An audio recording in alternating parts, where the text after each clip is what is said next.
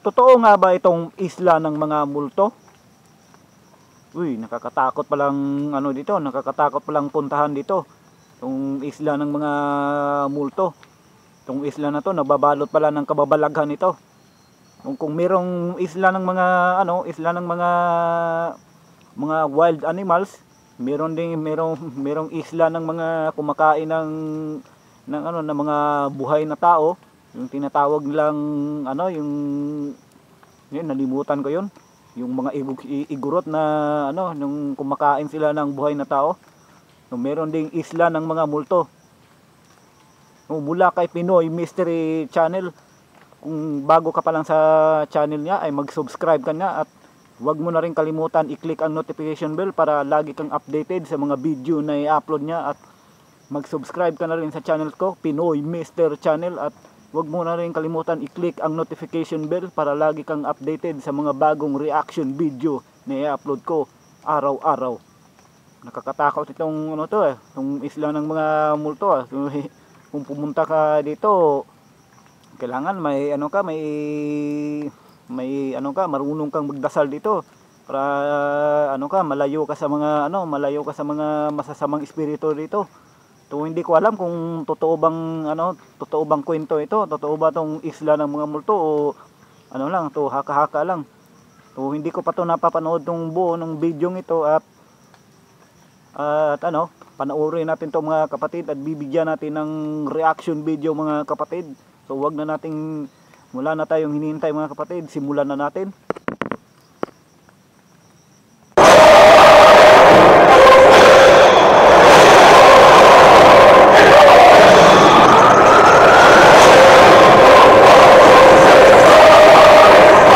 Isla ng Poveglia, ang tinaguriang the most haunted island on Earth. Dating tapunan ng mga nahawaan ng bubonic plague, ang Black Death na tumitino sa mga 30 milyong mga taga-Europa. Isla na ginamit na asylum o mental hospital, hindi upang gamutin ang may mga sira sa isip, ngunit upang hintayin ang kanilang kamatayan. Siguradong manginginig pati ang iyong lamang loob dahil ang may sakit sa Poveglia Asylum ay pinipilit na ipasailalim sa mga nakagigimbal na eksperimento sa utak. Mayroong mga naniniwala at marami din namang naghihinala. Ang tanong, totoo ba?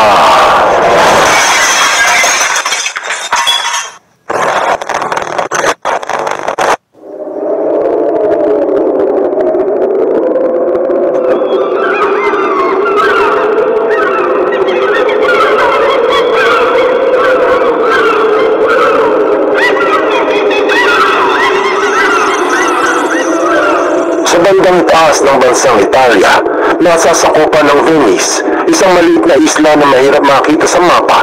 Ang kilala ng mga turista hindi dahil sa ito ay isang attraction, ngunit dahil sa ang isla ay kinatatakutan. Nagsimula ang kwento halos mga 400 taon matapos ipinanganak si Jesus. Taong 421 AD, ang unang paglathala sa naturang isla ng Poveglia. Ito ang naging tahanan ng maraming taga-Europa upang makaiwas sa mga gulo na nagaganap sa Roma noong mga panahon iyon. Ang kapangyarihan ng pinakamalakas na imperyo sa sinaunang mundo ay unti-unting gumuguho. Maraming pag-aalasang nasaksihan sa Roma noong mga taong 400s dahil sa gumulong politika at pagdagsa ng mga mananakop na apektuhan ang ekonomiya at pamumuhay ng tao. Maraming lumisan at naghanap ng panibagong tahanan malayo sa imperyo. Lugar na hindi madadamay sa pananakop ng mga barbaro. Lugar na hindi masasama sa napipintong pagbagsak ng Roma. Isa sa mga pinuntahan ng mamamayan ay ang Poveglia, isang maliit na isla na may sukat na 18 hektarya, kung saan maaari silang magsimula ng panibagong buhay. At iyon nga ang naganap. Marami ang lumisan at namuhay ng payapa sa maliit na isla. Doon ay nagmuli ang kanilang buhay. Walang buwis, walang politika, at higit sa lahat, walang himagsikan. Simpleng buhay na hindi makikita noon sa Roma. Paglipas ng ilang henerasyon, pinamana ng mga nauna ang kanilang maliit na lupa sa mga anak, na pinamana naman sa kanilang mga supling at pinamana sa mga sumunod pa. Mga taong 1347 AD, dumating sa Europa ang isa sa pinakamalubhang sakit na naranasan sa buong mundo, ang bubonic plague na tinawag na Black Death. Sa simula nito, dahil libo katao agad ang namatay sa So ito palang pinakaunang sakit na lumaganap sa sa buong mundo, yung itong Black Death. Delikado pala ito. Parang parang COVID-19 din to eh. kontinente. At upang magawa ng paraan ng pagkalat ng sakit, ang isla ng Poveglia ay ginawang lugar ng quarantine. Hindi lamang ang may mga sakit ang dinala sa isla, pati ang mga patay na walang paglilibingan. Ang masahol doon ay ang may mga karamdaman na hindi dinala sa isla upang magpagaling, subalit upang namatay. Ayon sa Times of India, libo-libo ang tinapon sa isla kasama ang may sakit at kanilang mga patay. Doon, sinunog hindi lamang ang mga bangkay, pati yung manubana ang karamdaman. Halos ikatlong bahagi ng buong populasyon sa kontinente ng Europa ang namatay sa sakit. 25 milyon ang estima. Yung iba, ang kalkulasyon ay umabot ng 30 milyon sa loob lamang ng 5. Grabe no, sobrang dami pala no. So kaya pala sila na na nagbumulto kasi hindi pala sila dumaan sa sa simbahan, hindi sila binidisyonan ng pare, hindi sila nadasalan ng pare, kaya ito nagmumulto sila. So ganyan kasi atake itong mga itong mga diablo eh. Kailangan itong mga diablo atake ito sila sa mga taong yun bang nawala ng hustisya. Wala ta sila parang tinanggalan to silang na karapatang mabuhay eh. Pinabayaan nanto sila para hanggang sa mamatay, hindi na sila ginamot. Pero kung ginamot talaga to sila, siguradong may mabubuhay pa sila nito. Pero pinabayaan talaga silang mamatay talaga, tinanggalan sila ng karapatang mabuhay at hindi pa sila dinasalan, hindi pa sila dumaan sa sa pare, hindi sila nabindisyonan, kaya doon na umaatake na itong diablong itong gusto ng mga mga diablo eh. Pag namatay na tao tapos inilibing lang, hindi na ng hustisya itong patay, dito na atake itong diablo. So hindi tong kaluluwa ang nagmumulto, kasi itong diablo talaga ang nagmumulto. Dahil dito, nagsimula makilala ang isla bilang tapunan ng mga malapit ng mamatay. Binanggit sa Mirror na ang isla sa Italia na may maitim na kasaysayan ay kalahati ng lupa doon ay abo ng mga sinunog na tao. Ayon sa ibang ulat, halos 60% ang abo ng tao na nakahalo sa lupa. Paglipas ng maraming taon, 1379, nung inatake ng mga taga-Genoa ang isla. Dahil dito, marami nagsibalikan sa mainland. Marahil hindi na rin siguro mayali sa puso ng mga taga-roon ang lupang pinagmula ng kanilang mga ninuno. Kaya naabandona ang isla ng maraming taon. Ayon sa mga ulat, matapos ang kasagsagan ng nakahahawang sakit, halos 200,000 katao ang pumanaw sa Poveglia. Ano to ang virus to, itong Black Death, matinding virus to. Kung itong ang kumakalat na COVID-19 yung nakaraan, yung napakaraming tao din ang namatay. So yung iba sinunog na lang, hindi na pero siguro na dasalan siguro yun yung iba. Yung iba iwan ko lang kung nadasalan ba o hindi. Ganito kasi yun, hindi sila kapag ginamot sila talaga, itong yung napakaraming kung ginamot lang talaga, meron pang chance na buhay yun, pero pinabayaan lang, parang nawalan talaga sila ng karapatang mabuhay. Dito sila tinapon sa isla ng Itong tinatawag ng isla ng mga multo kasi maraming multo doon.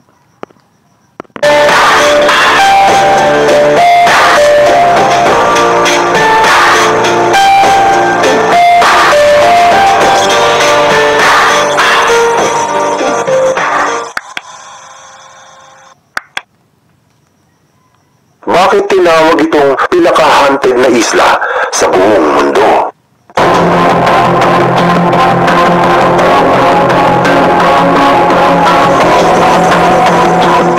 Pagsapit ng 19th century o mga taong 1800s, sa gitna ng pagsulong sa larangan ng medisina, nasaksihan ang paglawak sa kaalaman hinggil sa psychiatry o paggamot sa may sira sa pag-iisip. Napagkasunduan ng mga dalubhasa sa bansang Italia na gamitin ang isla bilang isang asylum o institusyon para sa mga may kapansanan sa utak. Ang inabando ng lugar na datay ihip ng hangin at alon sa dalampasigan ng maririnig ay nooy na puno ng mga sigaw at ungol mula sa mga kwadro ng mga may sira sa ulo. Maraming kakaibang eksperimento ang ginawa sa isla. Mga eksperimentong sa kasalukuyan ay mahigpit na pinagbabawal sa larangan ng psychiatry, katulad ng lobotomy o ang paghiwa sa bahagi ng utak, definition o ang pagbuta sa bungo, electric shock therapy o paggamit ng kuryente, magbigay ng mga kaibang uri ng gamot sa pasyente at marami pang iba. Dahil dito, naging pantog ang Poveglia sa mga dalubhasa ng psychiatry. Pero sa taong bayan, pakilala ito dahil sa mga masasamang espiritu. Sa kalagitnaan ng 1900s, naging sentro ng Italia ang isla ng Poveglia para sa may mga kapansanan sa utak hanggang sa naisara ito mga taong 1968. Ang dating tapunan ng mga may sakit na bubonic plague, dating sunugan ng mga namatay sa Black Death, ay nagkaroon ng panibagong reputasyon, bansag na mas nakagigimbal, tawag na mas nakaihindik. Nakilala ito bilang Isla ng Mga Multo. Binanggit sa All That's Interesting na dahil sa kasaysayan ng isla na ginawa itong quarantine para sa may mga nakahawang sakit, ginawang tapunan ng mga may sira sa ulo, kaya naman binansagan itong Isla ng Mga Multo. Ayon sa napakaraming ulat, ang isla ay dinadagsa ng maraming ghost hunters dahil sa mga kaibang nararanasan sa loob. Ang pahayag sa Italics magazine na noong taong 2016, isang grupo ng mga Amerikano ang sinagip mula sa isla dahil ang mga ito ay nakaranas ng shock sa mga nasaksihan nila at kanilang narinig sa isla. Ayon sa ulat, ang mga ito ay nakarinig ng mga boses, sigaw, hinagpis at kakaibang ingay tuwing gabi.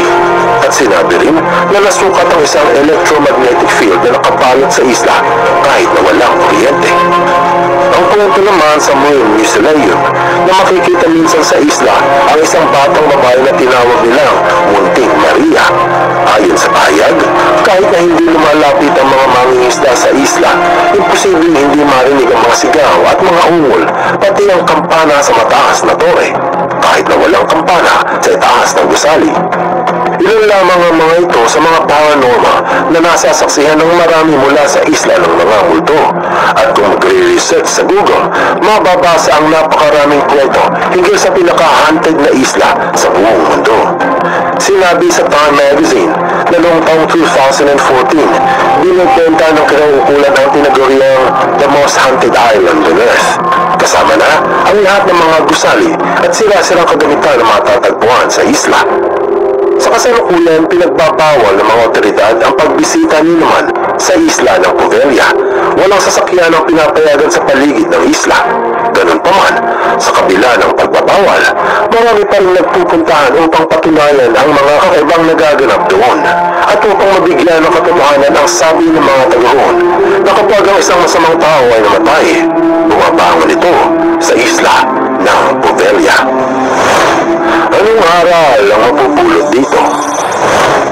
Walang duda na ang mga nakagigimbal na kasaysayan ng isla mula sa pagiging lugar nito bilang quarantine, isla kung saan sinusunog ang mga patay at pagiging asylum ang naging dahilan kung bakit ito tinawag na the most haunted island on earth. Ganun pa man, anuman ang naganap sa isla noon, ito ay pinahalaga ng bansang Italia, hindi dahil sa paranormal, Ngunit dahil sa mga pumanaw na naging bahagi ng makasaysayang lugar.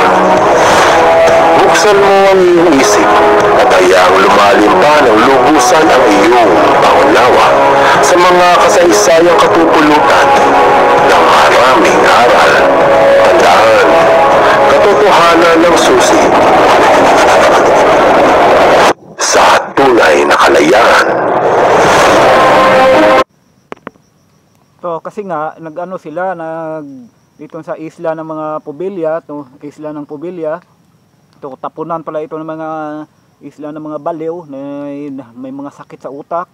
Ito meron din itong meron din silang may mga sakit na virus. So unti-unti sila ditong hindi sila ginagamot. Unti-unti sila ditong pinapatay, parang na tinanggalan sila ng karapatan na mabuhay. Kaya ito naghihinag pa sila hanggang sa kamatayan nila ay humihingi sila ng hustisya. So lalo na hindi sila bindisyonan ng pare, hindi sila nadasalan. Siyempre magmumulto talaga ito. Pero hindi ko alam kung ano ba to, sila ba yon. So alam mo naman itong mga fallen angel, itong mga diablo na kumakalat-kalat dito sa mundo.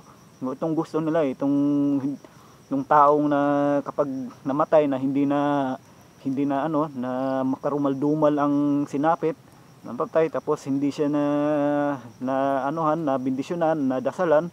So doon pumapasok ang diablo at doon siya